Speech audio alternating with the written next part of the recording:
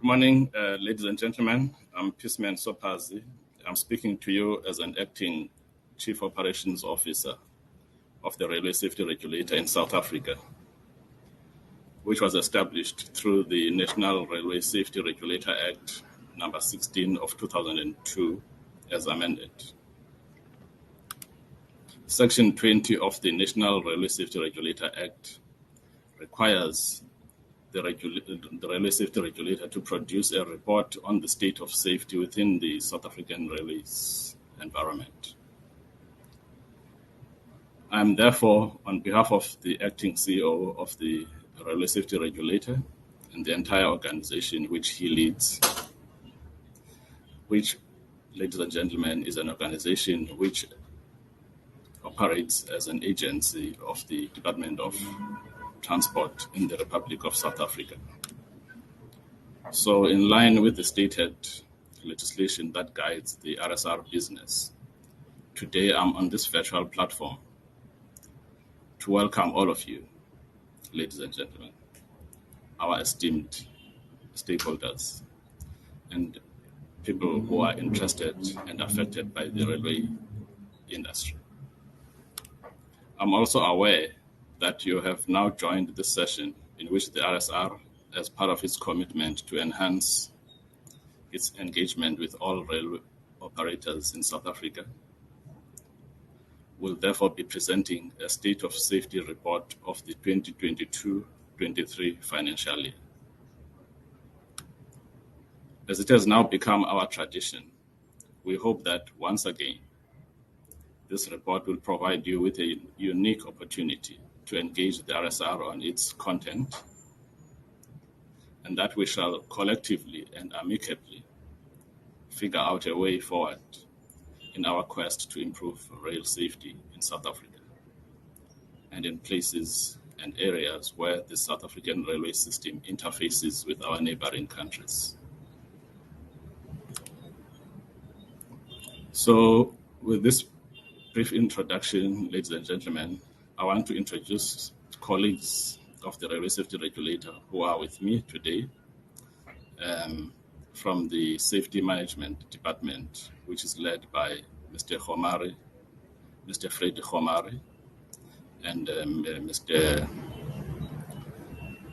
Kenny Mokhati will be working with him. So the first person to present is going to be Mr. Mr. Kenny Mokhati, sorry. And then Mr. Freddy Khomari will then assist when you ask questions. I'll also be on the platform. Thank you. Please do engage.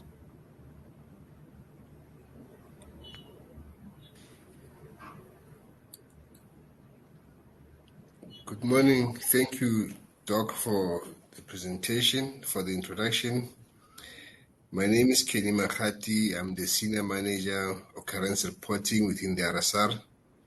I'm with my principal, Mr. Freddy Khomari, who's the head of the department under safety management. And yet again, this year I'm requested to come present to you the annual state of safety report, which is being produced by the RSR annually. To get this done, we prepared a presentation, which I think I'll be running through from that presentation to make sure that we are on the same platform. Now, as a start, let's start by making a note. In this presentation, we will be using the current sense categories because this is probably the last actually it is the last report where we'll be using the sense as a reporting category. All operators are aware that the regulations regarding the category and type of all notifiable railway occurrences to be reported to the Chief Executive Officer of the Railway Safety Regulator was published on the 2nd of March 2022. After its publication, there were glitches which were picked up on the report and on the regulation, and then a gazette was then published on the 22nd of December amending the regulation. So if you are to read or to use the regulation, you need to have the Gazette as well, because the Gazette clarifies the errors which were on the regulation. Ideally, or specifically, the errors are on the categorization of occurrences on operations within the regulation. The Gazette rectifies that. The rest of the document is correct. So in this report, we are now going to use the sense categories as I've mentioned, and then the subsequent reports will use the RONO, which is short name according to section 16 of the regulation, to say that this regulation shall be called Regulation on Notifiable Occurrences for short, instead of using the long name. So we'll be referring to it as RONO, but in this instance, we'll be using the sense. As Doc has indicated, this report is mandated or is espoused or it's initiated from the section 20 of the Act. We actually primarily aim to information on railway operators, the general public, members of the broader railway industry, and to assist us in managing railway safety as a whole. So, as per tradition, operators know or are fair with the fact that they have to report occurrences to the RSR. Perhaps it's a good time to rehash or remind operators about their reporting obligations. Your immediate reporting, which happens within 15 minutes, has to happen through the RSR contact center telephonically.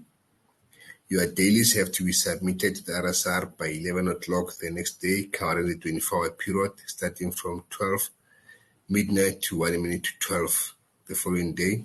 And those reports must be lodged with the RSR by 11 o'clock in the morning. Then you have the quarterly reports, which are issued according to, we are using the financial year, quarter 1, 2, 3, and 4. After each quarter, you are granted 30 days to finalize and submit. The RSR will greatly appreciate it if you could submit within those 30 days, instead of waiting for the last day of the 30 days. There are operators who are non-compliant. You're reminded that according to the penalty regulation of the RSR, SAR has got a mandate or has got a leverage of penalizing you for that. So we are avoiding to send out penalties, but if the trend of non-reporting continues, we'll have no obligation but to continue to issue penalties, of which the maximum fee for non-submission of a quarter report or not reporting on occurrences is R1 million. We will not like to get to that position, but we encourage to continue reporting. And those who have been submitting their reports, is really appreciated. As the regulations have been now purported or promulgated, initially we used to have 11 categories, A to L, and that has since changed in terms of the regulation. The new regulation has added extra 3 categories, made amendments on some of the traditional categories. For instance, we used to have people struck by a train under category E, and this is now tend to become persons. We used to have, we revised some of the headings under category F and a few other categories. Spillages, it used to be spillages of theft of dangerous goods. Is now spillages, leakage, or release of dangerous goods. Fires used to be fire occurrences alone. We have added explosions together with fires. We have also introduced 3 new categories: procedural irregularities and near misses, pantograph hookups, and onboard passenger related occurrences. These are occurrences which we have came to realize that they have an impact on operations. For instance, when people are traveling, a person dies or passes on board. Some people don't know how to capture that. So that is one category houses that, so it doesn't contaminate the category E, where is person struck by train occurrences. Getting to the actual figures and the highlights, the 2022-2023 financial year wasn't such a good year in terms of the kilometers that we have traveled. It's only Bombela who have experienced an increase. The rest of the operators have reduced in terms of the kilometers. And then in the 2022-2023 reporting period, we have recorded 1,833 operational occurrences. This translates to 5 occurrences a day. The question is whether are we safe or not. If we have 5 compared to other international countries where they have 1 a year, if we still have 5 a day, does that mean that we are performing well, or what's happening with what we do? Because that's a trend that we really have to be concerned or have to review in terms of how we do or we run our operations. And above that, we had 8,643 security-related occurrences. Now, if you have 8,643 safety-related incidences per year, that translates to 24 entries per day. Are we allowing ourselves to be so exposed to theft, or is it something that we can deal with and turn it around? Because some of these things are things which, as operators, as an industry, we can try to mitigate and employ mechanisms to try to prevent it. Yes, the climate of the country is not so conducive, but that doesn't have to be a deterrent in terms of ensuring that we ensure a safe railway operations in our space. That's just an emphasis and a summation. If you look at the graphical presentation of what is happening, here lies our challenge. Because if you can see, most of these occurrences are safety-related incidences. We seem to be doing good in terms of operational occurrences because we are on the decline. But what do we do to curb or to reduce this number of incidences that we are recording? Now, when we do a long-term trend to try to see what is actually happening on the railway space or railway environment, we see the two great challenges with level crossings as well as electrical shocks. Invariably, that's then followed by people-related occurrences on stations, and then majestically comes platform areas, and then comes passenger traveling outside a designated area. So all these are human beings. Operationally, we could see that per the cumulative numbers, collisions during movement still takes a significant portion of the occurrences, and people struck by a train some significant number or portion of railway safety. Derailments are not so many as we are supposed to be, but derailments as they are, remember, if you have derailments, then you have a problem, because those then shoots up the costs in terms of what happens within the space. In terms of fatalities, how did we perform? We seem to have done somewhat safer. However, one life is expensive. As we know that the country or the climate in the country, one fatality might mean that you have lost you have lost a breadwinner who probably supports more than one person. And most of those fatalities during the 2022-2023 reporting period come from category E, which is persons struck by a train. And those are really concerning because we seem to be, for the first time, under a number 100, no, actually for the second time, because we recorded 70 during COVID, which was 2021-22 reporting period. And again, this year we have the 2022-2023, we have seemed to perform much better to continue with such a trend. we can do better as operators, we can do better as an industry to reduce those numbers. In terms of injuries, we still have a concern again under category E, because those injuries, persons struck by a train injuries, in most instances we know that persons struck by a train occurrences by themselves are traditionally fatal. If a person is injured, those injuries are not necessarily easy.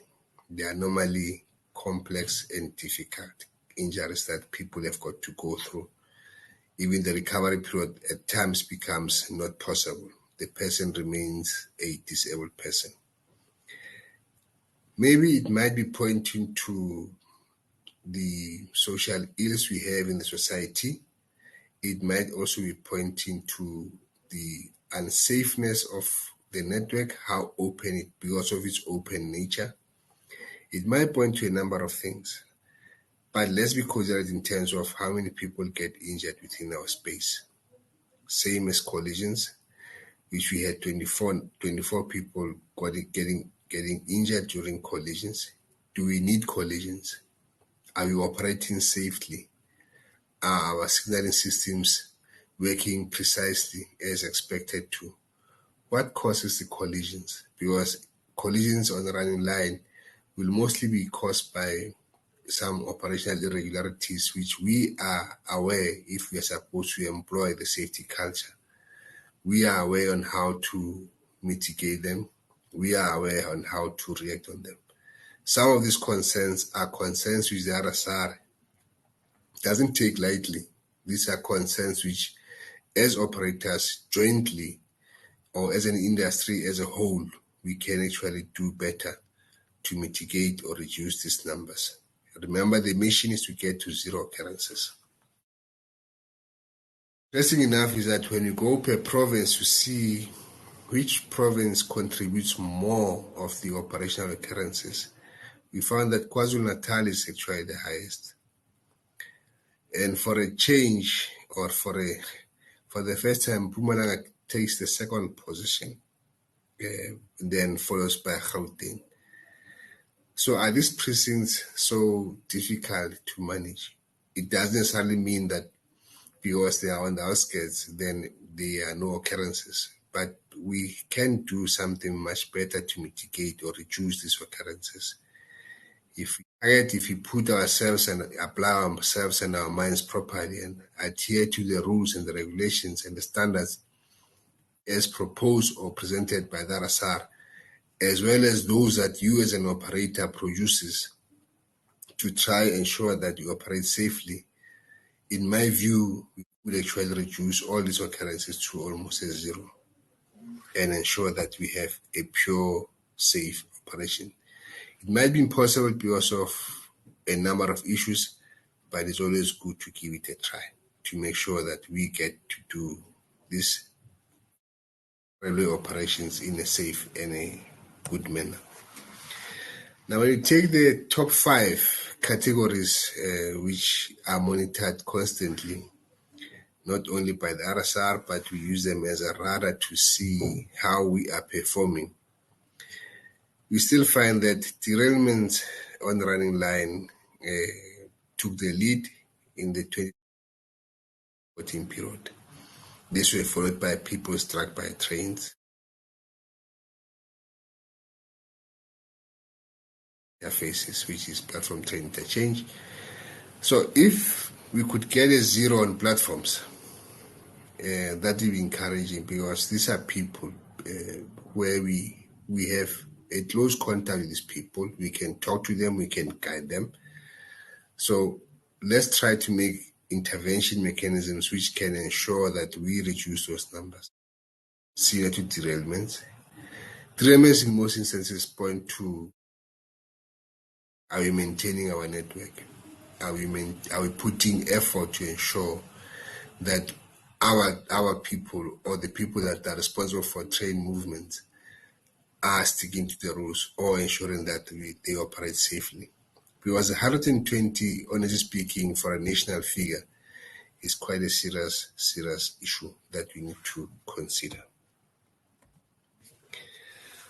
Now, when you break down collisions by themselves, knowing that there are subcategories that we do, we seem to have a increase under AE and EAF, whereas we had a reduction, a good reduction, which is much appreciated under AB, which is a collision on a line other than the running line. So in terms of the total, yes, we might have dropped by 8.1%, but still that's not enough or something that we can do. So when we go into the notes, we realize that 89.7% of the recorded 3,636 collisions which occurred between 2018-19 to 2022-23 still remains a collisions with obstructions. Are we employing new technology to reduce this? The obstructions, remember, is not only about animals or livestock. There are people who come and put obstructions on the network to commit criminal activities. Hence, security is also important for operational safety. People put trolleys, they put stones. So the driver gets to a point where he actually stops the train, and then they can then get into the train to conduct what is called goods in theft transit. Goods in transit theft, I think they call it GIF or GFTI, something like that, in terms of the police network and police language. 1.3 of the recorded collisions between 2008 and 2023 were on the running line. Is our running line also safe, or is there a problem with it? And then 0.9 fatality weighted index for the 2022-2023 reporting period. Our FWI goes to 0.9. We are all concerned to say if one breadwinner passes on due to a railway occurrence in a family, how many people are affected by that? So Gauteng was responsible for most of these collisions with 94% since 2018-19 reporting period. When you talk to derailments, there are subcategories talking to derailments, which is on the running line, on other line other than the running line, as well as during TIPLA activities. In terms of numbers, there's a 6% decrease in the total number of train derailments when you compare the 2022 reporting period to the 2022-2023 reporting period. Though there's an increase per million train kilometer of 11%, absolute suggests a decrease. Now, since 2018-19, we are still on an increase by 28%. Now, derailments of rolling stock on the running line account for 33% of the recorded derailments, but resulted in 78% of FWIs.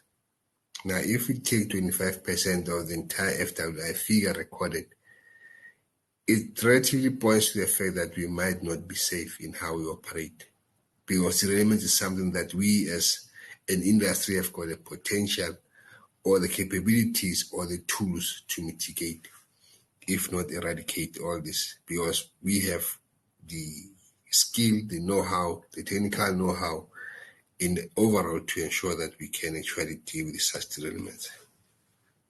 When we normalize them, the variance between TFR and for BRASA and TFR, we can see a definite 388% increase on BRASA and a 0% variance for TFR between 2021-2022 reporting period per normalized train kilometer.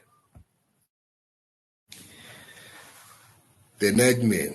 Some people say level crossings are not necessary, they must be scrapped, and some people say maybe move them, create bridges. But they are reality of our society. They are here. We have them, and we cannot really get away with some of them because they become an essential means of an essential bridge or essential conduit through which business is conducted. Northwest Province still takes the lead of level crossings. KwaZulu-Natal follows. Mpumalanga, then the Western Cape. Northwest is probably because of mining.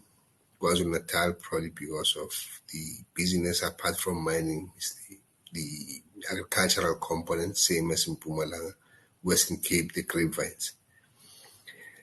But we had a 5% decrease between 2021 and 2022. Can actually increase that decrease to become much higher so that we have a better yield in terms of dealing with level crossings. And then that doesn't give a negative image of the railways to say, yeah, trains will hit you. So we avoid that type of a experience on the level crossing side by reducing those. Over the years, since 2018-19, on the overall, we have reduced by 6%. It is maybe minor, insignificant, but we can actually do better to reduce that. So over the 5-year average of the annual occurrence that we record per year for over the 5 years has been 90. Back and think about how many level crossings and how many people get involved in a level crossing.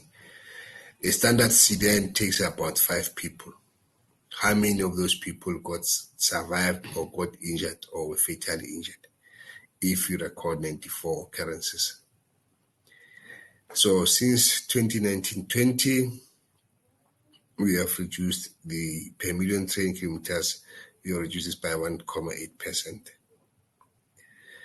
So per million, it's a decrease by 1%. So during 2022-2023, 6 fatalities and 42 injuries were recorded because of level crossing occurrences.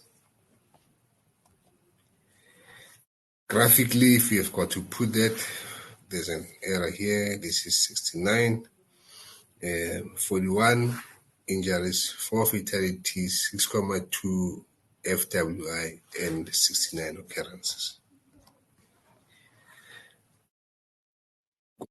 The provincial breakdown to try to see what has been the trend. We seem to have gone back to the COVID time, which was 73, and go back increasing to 77 during 2021-22. Having said that, Mpumalanga seems to have picked up last year, 21-22, as well as KwaZulu Northwest and KwaZulu-Natal. But in this one, the 2022-2023 reporting period, Northwest took the cup. Those have increased from 19 to 22. Mpumalanga reduced from 18 to 13. Free State remained flat. East Cape reduced by 1. Limpopo remained the same. And Northern Cape reduced by 1. On the problem, something which tends to give the railway a bit at the number of occurrences where people are struck by train. They have decreased by 31.9% between 2021 and 2022 reporting. Count decreased by 75.7% between 2018-19, which is a 5-year window period. But the people struck by a train are lethal, as I've been saying, with 1 death occurring on average every 2.3 days. That's the image that people will have about the railway environment should we continue on this trend. So since 2018-19 reporting period to date, 54.7% of all people struck by train were fatal. So the average FWI is 8% higher than the actual fatalities, which is something concerning. Gauteng, KwaZulu-Natal, Western Cape recorded 71% of the people struck by train. Yes, these are provinces where there's condensation or people, they are more dense, there are more people, there are more informal settlements, there are more people who have encroached the railway reserves, but that doesn't warrant that we have to continue to have such a problem. So per million train kilometer, that has reduced by 15% in the 2022-2023 reporting period. That is now for PSBT occurrences. For visual presentation, this is the breakdown, with Gauteng, Western Cape, KwaZulu-Natal taking the last share of the pie. The PTIs are something that the train meets with people. Some people might say, but this is PRASA. Yes, it might be dominantly PRASA, but people always have to interface with the train. So we recorded 34 occurrences during the 2022-2023 reporting period, contributed 2% of the overall recorded operational occurrences. These have decreased by 56% compared to the 77% increase that was recorded during 2021-2022 reporting period. So since 2018-19 reporting period, PTIs have reduced by 95%. That is commendable, but it doesn't mean that the situation has shifted. Bearing in mind that there were low traffic volumes, bearing in mind that there was a COVID effect, bearing in mind that most of the railway assets or infrastructure was stolen or was looted during the COVID-19 period. So we are not really having a true reflection of, because that reduction might mean that there were less movements, and less movements, less people, less entries or less occurrences. So the PTIs have changed by their own thing. We used to have them mostly on some peak days, which used to be weekly, and then now the peak hour is now 6 to 8, and during 2 and 4 in the afternoon. So the area peak traditionally was observed during 2010 to 2022-2021 reporting period used to be from 4 in the afternoon to 8 in the evening. So this is a graphical, excuse me, this is a graphical presentation of the PTIs and the injuries as well as the FWIs that we experience with the PTIs. A decline, yes, from where we were in 2018-19, but remember that there are a number of things which happened between 2019-20 up until 2021-22. So let's not be convinced that we probably have a highest or a better performing year as 2022-2023. Circumstances dictated that this becomes a best performing year. In terms of security, these are the old categories. Maybe the beauty or the fortunate part of it is that there are not much changes which are done under security changes, except that category 10 has been added. These are human bodies which are found within the railway reserve.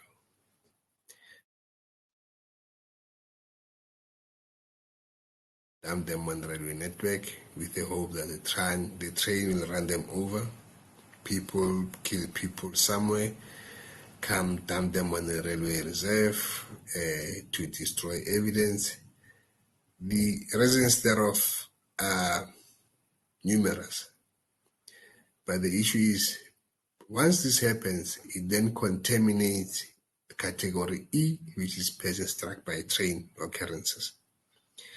Now, as an operator, you need to be very careful in terms of how you code category 10 from category E.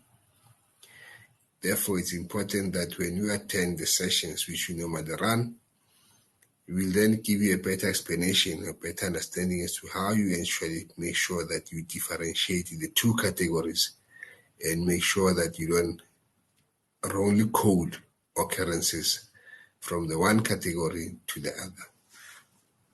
Nonetheless, in terms of the data, as we have said in the beginning, it's 24 occurrences a day of theft. So what translated this into is to say that we have 327 security-related incidences were reported for every 100 operational occurrences between 2018-19 23.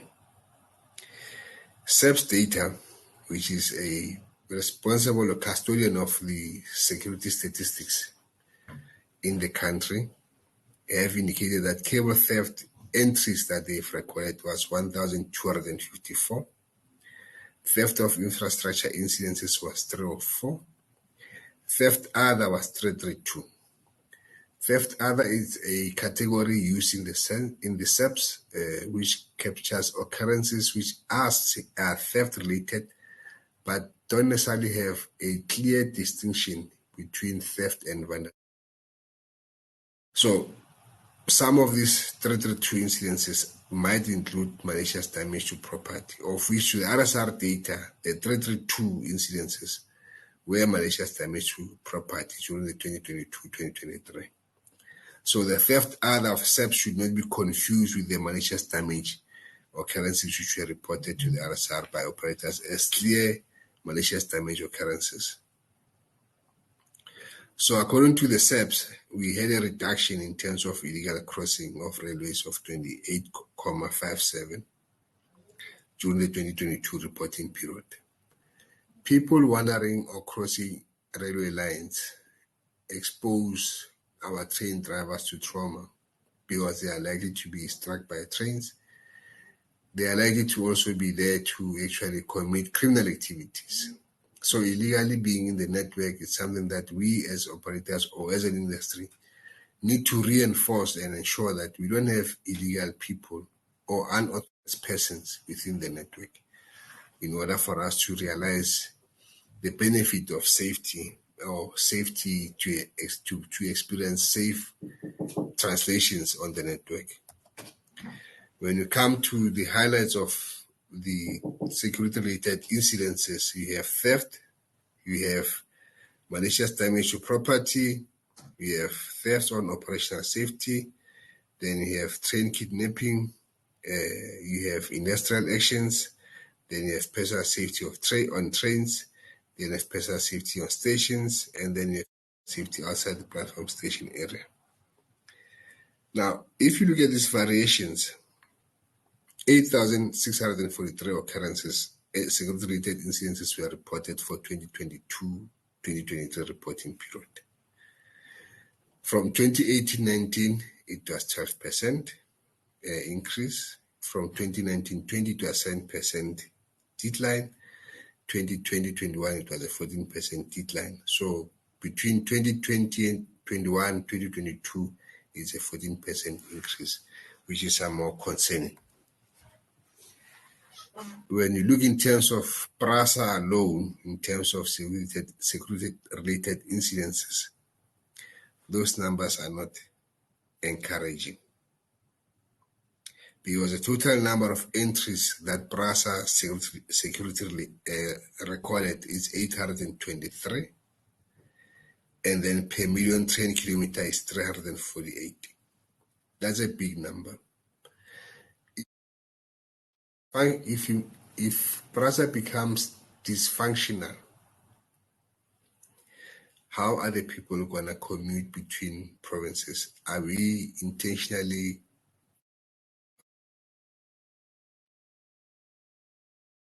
socialization, or are we depriving people from going to work? Because we know that PRASA is basically one mode, one reasonably priced transport used by most people to shuttle or to move between point A and point B. And in most instances, that traveling is done either for work, even for social circumstances. So we might not be aware, but such incidences or such entries might actually make our society not to be a healthy, a functional society, because deliberately certain things are hindering the union or the cohesion of the society. Now, even if they've increased by 14% between 2022-2023, the long-term trend indicates that there's a decrease of 7% when you compare 2022-2023 to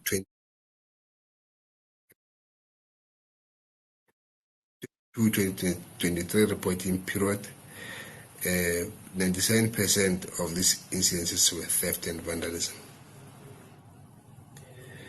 So it is fair to state that since the 2021-22 reporting period, security-related incidences have been out of control.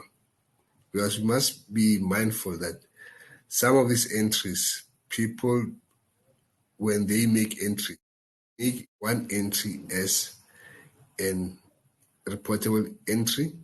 However, when you look in terms of what has happened, you find that not only one item was stolen, but a couple of other items were stolen, and they were all clouded under one entry as if it's one security incident, whereas actually several things have gone missing. So the operational impact of the 97% theft vandalism is significant. Shows it then manifests itself in terms of how operators now operate. It's mostly manual operation which is not necessarily safe. Manual operations, because signaling cables are mostly stolen. The signals themselves are mostly stolen or vandalized. So this then creates a very bad image for the industry in terms of how we handle the industry and what we do in terms of our own safe train movements. The FWI has decreased by 79% security-related. That is over a long-term trend from 2018-19 to 2021-22 reporting period. And the overall harm to persons reduced again by 28% when you compare 2022 to 2023 reporting period. The harm of persons associated with categories 3 to 9 reduced by 27%. So essentially, we have the industry recorded 58 injuries and 13 fatalities under security-related incidences during 2022-2023 reporting period, compared to the 79 and 19 fatalities which were recorded during the 2021-2022 reporting period.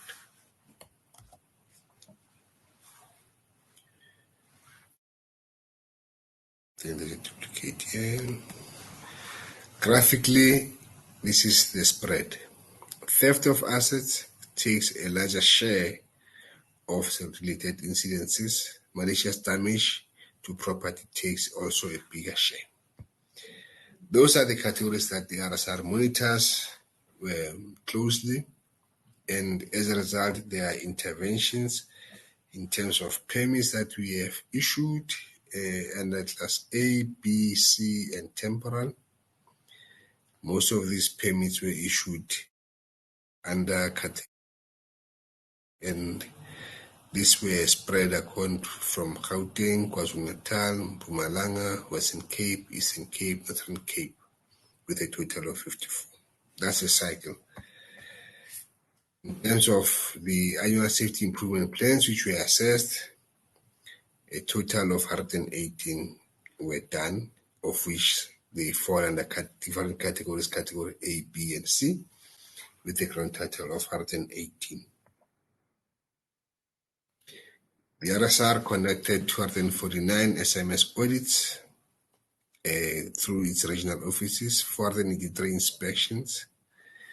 And concerning is what is common in what we find. We find that there is non-adherence to maintenance and inspection schedules of operators' SMSs, non-compliance to manual authorization processes, theft and vandalism of various railway components and assets. Now, you have to react as an RSR. So these directives were then issued as a deterrent or something to try to make an intervention. And some of these were because of the substandard conditions, the high vacancy rates, unsafe encroachments of railway reserve, lack of supervisions, and inadequate maintenance. We have been talking to maintenance for a long period now. We have been stating that it is important that we do some maintenance, not only focus on profit, but also divide some money into doing maintenance. Now, the research that was done so far, which confirms or translates and confirms the numbers that have been recorded, is that there's a study which the RSR conducted on the impact of theft and vandalism on train operations, which explicitly indicates to us what's the impact of theft and vandalism on operations. There was a study again on the evaluation of the link between abnormal working hours and occurrences collisions. Study which is being conducted on security systems utilized with passenger railway systems in South Africa to improve passenger safety. So those studies not only become records, but they share light in terms of the RSR having a better understanding possible to do or to activate in order to improve safety. It is on that note that we end the presentation and we will take questions. Thank you, Dr. Sopazi.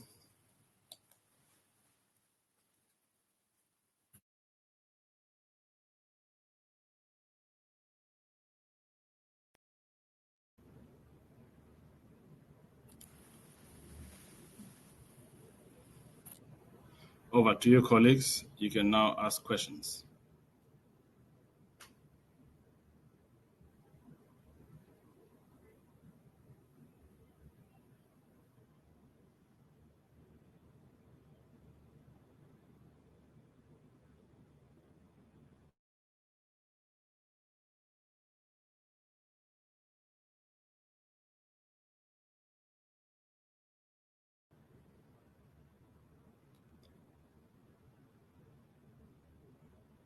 Feel free to ask questions.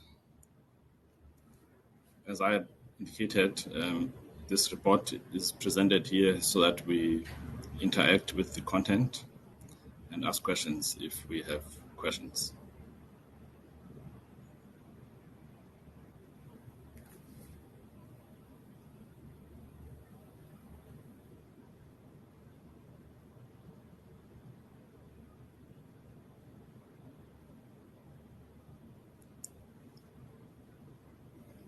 While we wait for questions, Mr. Khomari, do you mind saying something just in reaction to the report? Dr. Sopazi, it's Pearl here. Good morning, colleagues. Good morning, delegates. The question has been read to Mr. Khomari, yes? Good morning, colleagues. Good morning, Pearl. Good morning, captains of industry. Thank you for making time for this very important conversation. This is a conversation on railway safety, and colleagues, again, I greet you in the name of railway safety. Thank you for making time. Railway safety makes good business sense, and it makes sense that you made some time to be away from your very, busy jobs to make time for this conversation. And Pearl didn't hear the question. Never mind. I will. Repeating the question for me. Sure, absolutely. The question is, does the RSR monitor and evaluate the impact of its interventions? For example, okay, the question just disappeared. There's another one. I will go back up. For example, 249 audits and 483 inspections, ASIP reviews on improving safety of operations in practice, or do these activities end up being a paper excuse? Yeah, thank you, Pearl. And Pearl, again, maybe let's also have an indication from you, Pearl. Let's just hear from who am I responding to. So I'm probably going to butcher the name. I do apologize. It's and from what organization? Sma Nkamu Tukulula. Yeah. Thank you, Ismail, and thank you, Pearl. Thank you, Ismail, for a very brilliant question. This question comes up a lot of times. So, colleagues, we're working from the premise that we're working on the correct risk areas. So, our regulatory approach is risk-based. What we do in reaction to these numbers that are put forward to you, ladies and gentlemen, we then formulate what we call a macro plan and a technical plan. This macro plan is based on those this information that Kenny has just presented to you, which in terms of geography, whether we need to be in Mpumalanga, and when we're in Mpumalanga, do we look at the at our heavy haul operations there, the mines? Who do we look at in terms of the mine? Exactly where do we go? And then when we're doing these safety management systems audits, ladies and gentlemen and colleagues, we need to zone into those areas that are giving rise to these numbers that you are seeing. It could be that an inspection, for example, we need to look. Do we look at in Mpumalanga? Does it make sense to look at platform train interchange inspections, or does it make sense to look at something else? So we work from the premise that our approach is risk-based. Even our regulatory planning and development approach, we only develop regulations or standards on those areas of high risk, and then we want to be impactful. We will then go to those operators and geographically and operator types and so on. We only look at those areas that are giving rise to these horrible numbers that we're seeing, ladies and gentlemen. So that's the answer in short. Our approach is risk-based. It's not just a paper exercise. We do not spend efforts on areas that we not are concerned with. So that's maybe the right answer. So and then from that premise that we're working on the right issues, then reasonably we are saying that we will then be impactful, right? And we have seen that, and we have seen that, and there are other things that we're doing in terms of trying to be proactive, not just rely on the numbers that we've seen, but trying to be proactive. There are some projects that are on the line that will sort of point us to those risk profiles and the risk areas that we need to concentrate on. But that's on the pipeline. So we believe that we are impactful because we are working on the right things and doing things in the right manner. And but there will be further down the line, there will be there has to be at some point impact assessment that will not only look at the enforcement activities, our SMS, our audits and inspections. We need to look at the investigations that we're doing, whether they're yielding the right results, the regulations that we're checking out, that we are publishing, whether they're targeting the right areas, whether there are improvements on there. But that will be at a much later stage. But that's how some safety authorities will approach this question of an impact analysis. And thank you, Pearl. I don't know, I think Smart, I've covered you, and thank you for the question again. And if there's another question, Pearl? Yes, there is. Thank you, Freddie. That was very comprehensive. And from the hearts and the thumbs up that we've seen, you've done a fantastic job. Okay, the next question is from Zama Mbambo, and it reads this. Has the severity of derailments been taken into consideration compiling the data? There are derailments that are purely accidental, where once tipping is complete, then re-railing of wagons is misaligned, causing a derailment.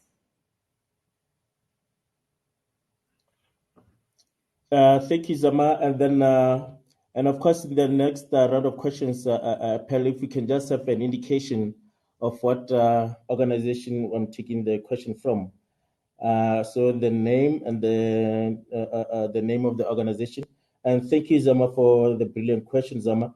We do in the categorization of the derailments subcategory. We have derailments. I'll just, if you give me a second, we have category B.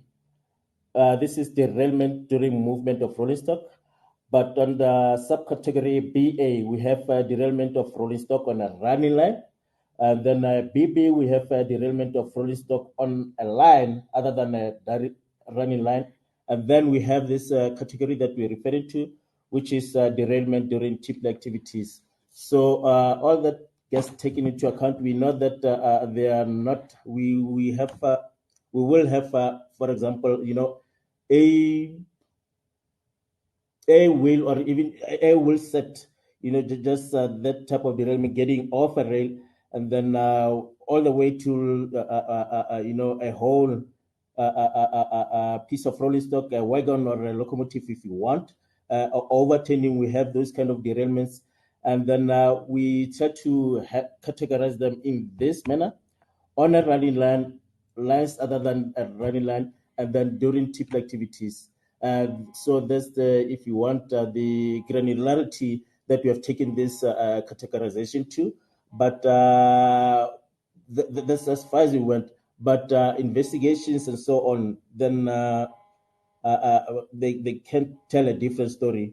But of course, when we have that regulation of unnotifiable occurrences, so where there is a huge impact on operations, so it could be a bogie on the coal line that will have a significant impact on operations or on the ore line. So we then react to those type of derailments differently. Where there are multiple fatalities or injuries that are reported when this occurrence or negative event is reported to the RSR, which is 15 minutes immediately reportable. This is 15 minutes after someone in authority knowing about this negative event. We will then, of course, even react to this event differently from just a simple derailment. And of course, all the time when there are fatalities, single or multiple fatalities, then we will also want to activate teams from. We have presence all over the country, and then we'll then activate teams of inspectorate to those things. So that's the levels that are reported. But when the severity is high, the impact, severity and impact, when those are high, then it's through this reaction that we then handle or provide a better oversight on those particular occurrences. And thank you, Zama, for that question. I think I've clarified that. And Pearl, if there's another question. Yes, thank you, Freddie. Appreciate the answers. And we do appreciate the questions, colleagues. The next question is from Sicelo Mashwama from Eswatini Railways. I'll first read the statement and then the question. He says, a brief analysis within our operational area indicated that 100% of these cases were all males, and we also noted that the humans struck by train incidents tend to increase with increasing national mental health cases, meaning that mental health might be one of the root casualties to the fatalities. And the question is there a gender analysis on the person struck by train incidents, a proportion of male versus females? Thank you. Thank you. Apologies, I missed the name, but it's a colleague from Eswatini.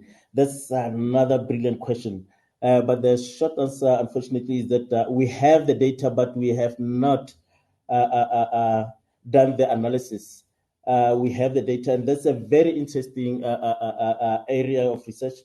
I know I have members of the academia on the audience. That's something that we need to look into. And incidentally, we were attending the International Railway Safety Council.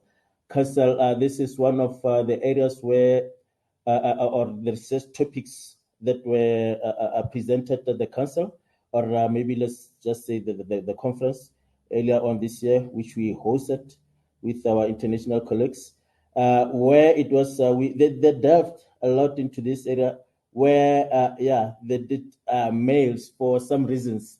Many of these incidents males were victims. There's people struck by chains. Males were victims, and then they dealt into issues of the use of alcohol, whether that was involved, and then the time of day as well. That was also covered, and then of course the mental health, and then those institutions, they had the resources, but this is something that I spoke to with Kenny. This is a very, very interesting area of research. We have to somehow organize ourselves, and then the funding issues and so on, because what if there's in Europe, for example, in Europe, I will not name a country. I know most of the people struck by chains.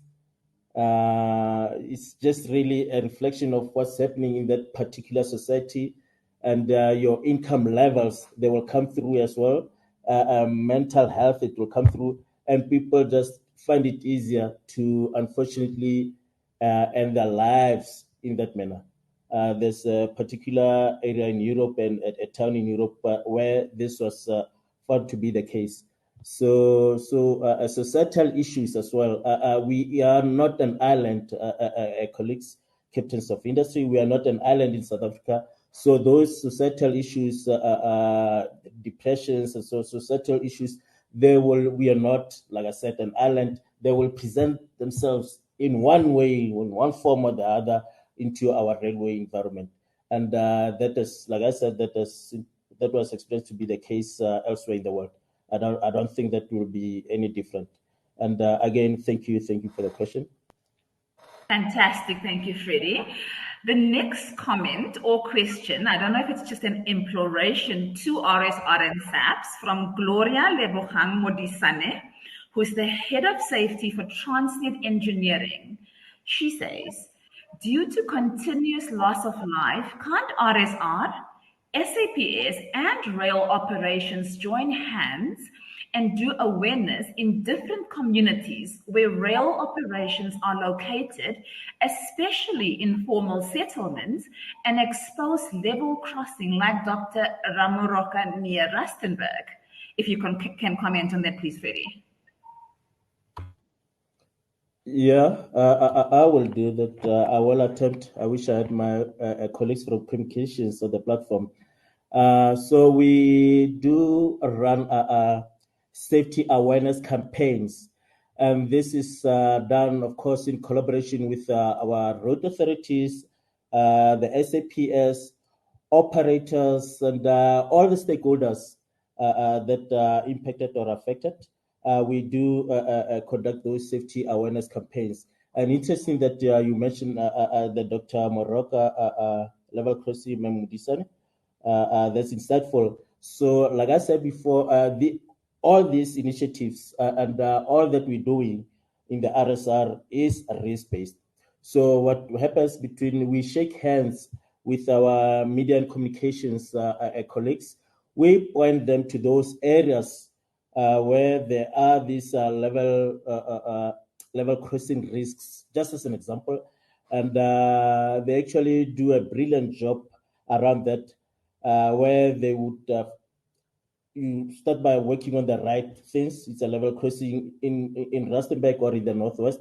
The data is telling us we have level crossing issues, but where in the Northwest, the analysis will point us to certain level crossings, and then they will then target those level crossings in collaboration with these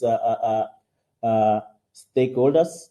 And then what they do as part of this process, they would measure, the level of understanding about level crossing issues, safety issues, before a safety awareness session, and also after a particular session, they would also measure the level of understanding in the communication in the community.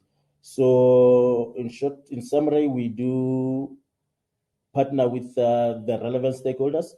We do target our communities at the right places, looking at the right issues. And it's more than just these initiatives. We have safety ads that are running, and much more that safety ads, whether it's on TV, so on and so on. There are many other issues in terms of safety awareness, which we take very seriously, because safety cannot just be, the safety. We are only a safety authority, but we're saying that operators remain responsible for safety, right? And then, but our communities are impacted, so we do target those communities, and it's a collaboration issue again with those stakeholders, the SAPS road authorities, and everyone that will be in that affected or in that target area. Thank you.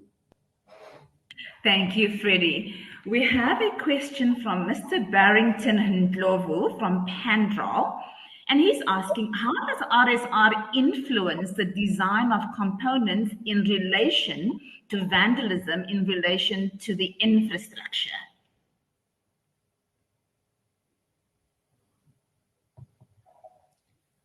Thank you, Mr. Barrington. I was busy writing down and I didn't note the name of the organization, but thank you so much for the Kendra from Kendra. Pandral, Pandrol, Pandral. Pandral. Those are our partners. In the industry, there are some of the suppliers. So what we do, thank you for the question, Mr. Barrington. Through our safety management system, we require operators to have in place a safety management plan, security management plan. Security management plan is really about making sure that our assets, our components, even to a component level, that they are secure, right? So that's where we start. You need to start with a system that will control and mitigate our risk areas. We start with the system, but we will then not even prescribe, but we will insist or regulate or make requirements for operators to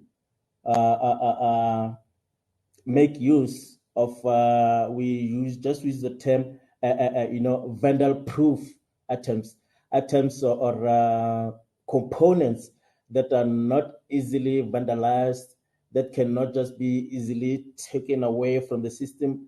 They must then have systems to make sure that even those instances where we have components being taken away, we are able to detect that so that safety is not compromised. So, like I said in the beginning, we are a safety authority regulating safety matters, and then we do understand that there's an impact on from security on safety issues, on operational safety issues, and we do make some minimum, or we have laid down some minimum requirements in terms of that. But we will not. That's not a good way of regulating.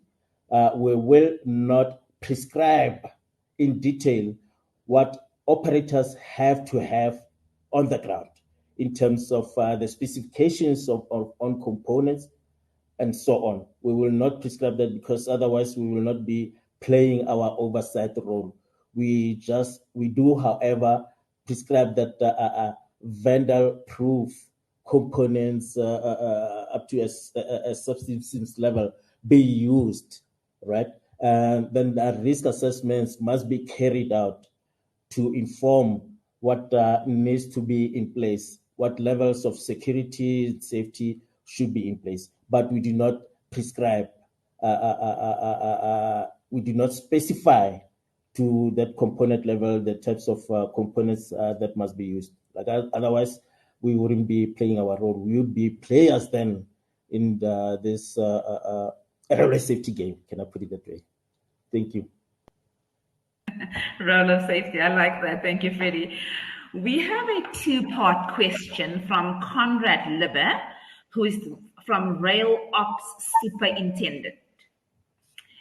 And the question is, please advise, are the number of occurrences being influenced by the number of train activities in a certain area?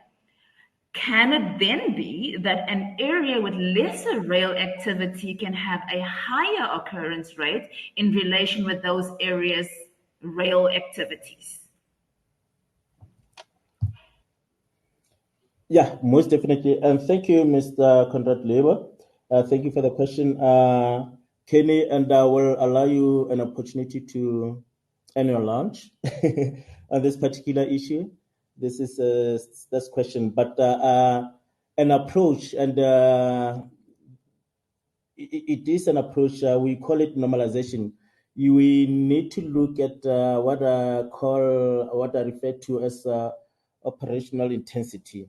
So the number of trains, for example, going over a level crossing, you need to look into that. But what we do, kind of think it was one of his first 3 slides where we looked at the productivity levels, both from PRASA, BOC, and Transnet. We looked at that productivity data, and then up to a level where we are able to say that these are the number of derailments that were observed per million train kilometers, right?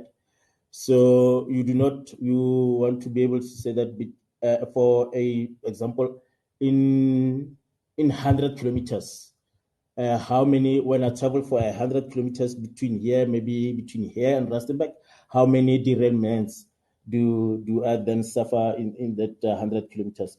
So the absolute numbers, ladies and gentlemen, we do present the absolute numbers, but those would be very, I think, useless if we do not take into account the productivity levels.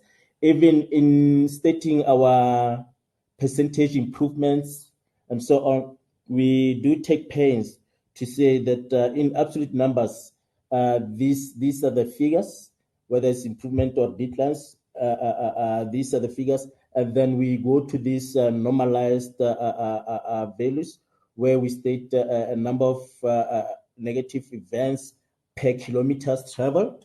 We do state those numbers, and then we do take pains to then also say, and these are the improvements, the percentage improvement or a decline. And sometimes, ladies and gentlemen, they do not always tally up. But we do nonetheless present both figures to the industry. And throughout the report, ladies and gentlemen, colleagues, we do that. And to a level where some people have said that we're going to a very maybe, we're being pedantic, where we also express these normalized rates even for security-related incidents. For example, I think Kenny did point to that 353 increase in security-related incidents. I think it was a subcategory though, where we're saying it's even still useful to say we are moving trains, or how busy are we? And when we are doing that, how many incidents of theft and vandalism do we then suffer while this is the number of trains that we are moving? So that's in summary. We do present the absolute figures and then the normalized figures. Kenny, I think I've covered the question, but I don't know if you just want to come through. Maybe if you want to point to specific numbers, Kenny. Thank you. Thank you, Freddie. I think you have answered the question fully. Absolute numbers might be misleading in the railway space. Hence, we normalize to give a clearer vision. So you have answered the question. Thank you.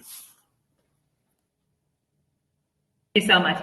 Gentlemen, I do know that you said you were pressed for time. So may I ask from you, how many more questions can you take? 1 or 2? And can we commit to have the other questions answered via email? Yeah, let's, thank you, Pearl. Let's follow the questions via email. I think I'll allow you to manage that. But for the moment, I'm amenable to taking maybe 2 to 3 more questions. Let's make that 3. Okay, thank you very much for your time. Another question from Sma, who is the human factors ergonomics specialist from Smart Ergonomics. And she asks, safety is understood to be more than just the negative events occurrences.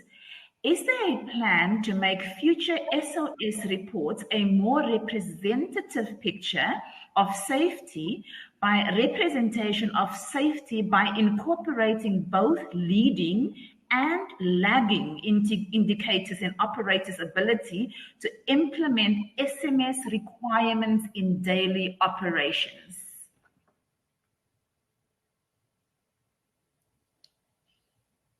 Thank you, and thank you, Sma, for another brilliant question.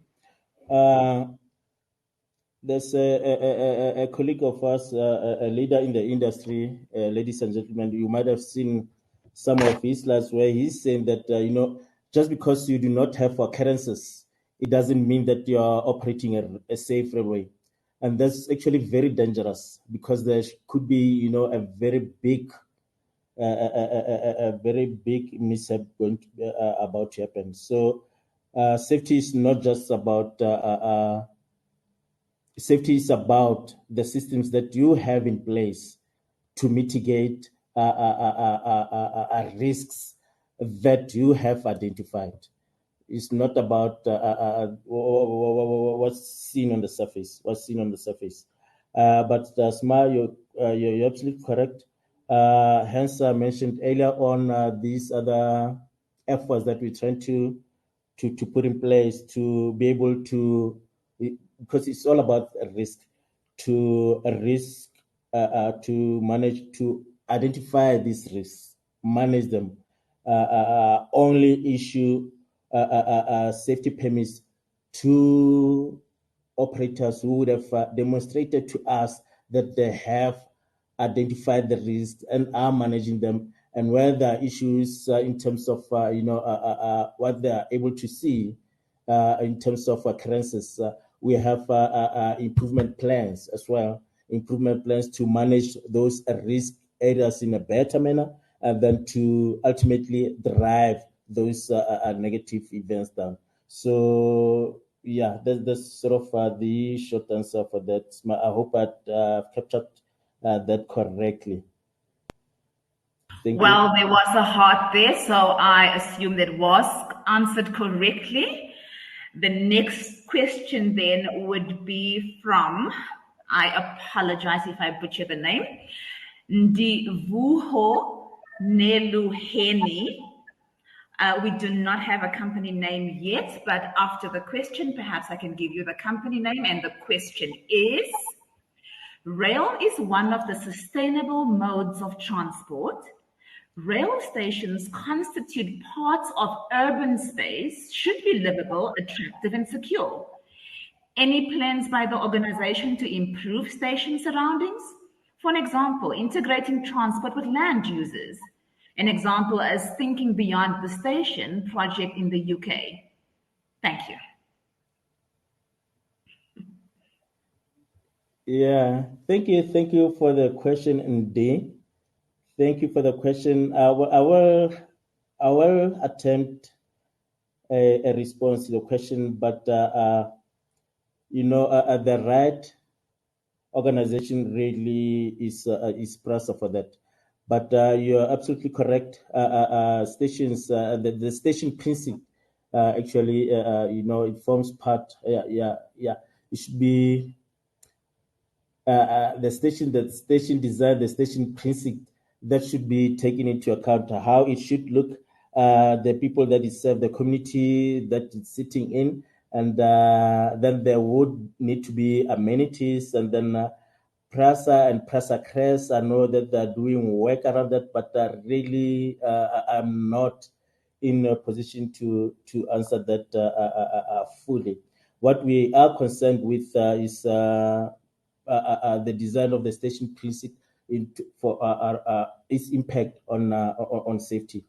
but how the stations broadly serves the community, that must limit my I cannot respond on that. Apologies for that. Thank you. No worries, thank you. And the viewer was from the National Department of Transport. There's one last question here from Louis Bierkes, also waiting for company name. And he says, Louis says, we are all aware of the risks and severe consequences associated with level crossing incidents. Risk reduction by changing user behavior is practically very difficult with only awareness campaigns. What inter-organizational and multidisciplinary progress has been made to eliminate the high-risk level crossings? And Louis is a consultant from PL Bierkes. Thank you, Louis. I have to think on my feet on this one. But let me maybe start here.